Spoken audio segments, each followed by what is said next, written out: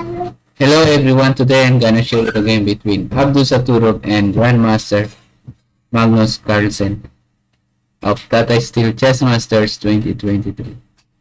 Dito po na ipanalo ni Grandmaster Abdusattorov ang kanilang laban at medyo komplikado po ang laban kasi dito nagbigay si Grandmaster Magnus Carlsen ng rook, kapalit lang ng bishop.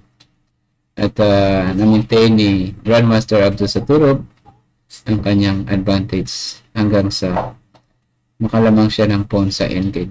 At doon ay nagkaroon siya ng pass pawn. Ayan po. Tingnan na po natin. C4, C5, Knight F3, Knight F6, Knight C3, Knight C6. Ang tawag po sa opening ay English 4-knight variation. E3, E5, Bishop E2, D5, capture D5, Knight takes D5, castling, Bishop E7, Bishop B5, pin, Knight takes C3, B takes C3, Queen C7, D4, capture D4, C takes D4, C takes D4, E takes D4, Knight takes D4, Bishop D7, Knight F3, Bishop F6. Ayan po ang kanyang tinira. Bishop A3. Dito po, binigay niya yung quality para ma-delay po yung casting sa king side. Which is wrong po yan. Diyan po ay lumamang si Grandmaster Abdusattorov. So, Bishop takes A1. Queen takes A1. Castling queen side. Rook C1. King D8. King takes D7, Rook G8, threatening Queen, Queen D2, Bishop G4. Ayan po, ang purpose po niyan, capture, tapos nakapin po yan. Knight E1, Rook D1, capture D1, Bishop takes D1, Bishop F1. Ang gagawin po dito ni Grandmaster Abdusattorov ay simplify niya lang po yung mga pyesa. Knight E5, H3, Bishop F3. So kapag kinapture po yan, Knight takes F3, King H1, followed by Queen H2. Checkmate po yan.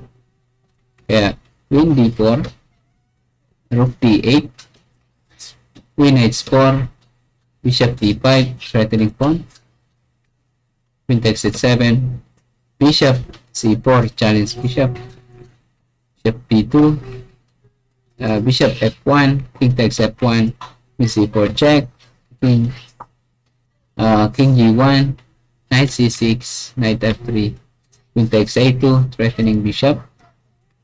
Kaya Bishop F6, Rook D1 check, King H2, A5, Knight D4, Queen D5, Queen C2, Queen D6, F4, at binalik niya rin po yan, Rook takes D4.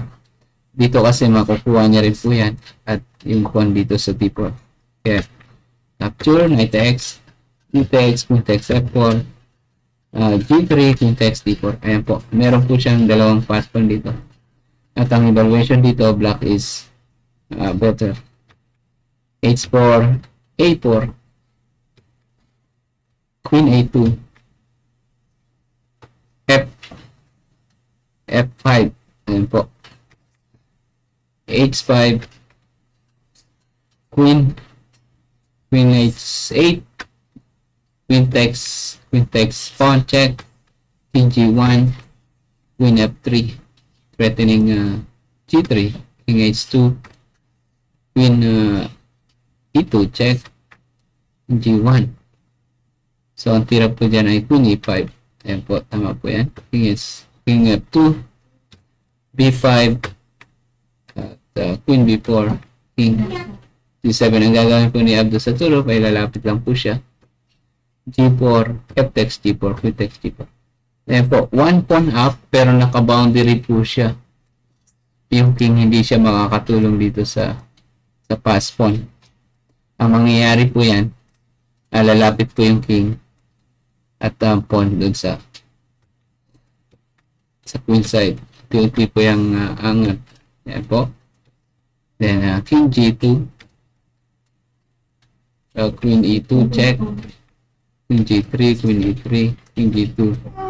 At b3, check. At queen c1, queen g1, check. King c3, check. Ayan po. Tuloy-tuloy po yan. At mabablock po yan. Then, b2. At yan, nag-resign na rin po si Grandmaster Magnus Carlsen. Ayan po ang napakagandang ginawa ni Grandmaster Abdusattorov. Na-maintain po niya yung advantage. Medyo risky po, pero ang ginawa po, ang idea po niya ay simplify po yung pyesa kapag quality. Then, ibabalik din later on. Pero lamang na po ng material. Pass pawn sa queen side. Yun po ang nagpanalo sa kanya. Ayan po. Ang kanilang naging laban. Hanggang dito na lang po. Maraming salamat. See you next time. Bye.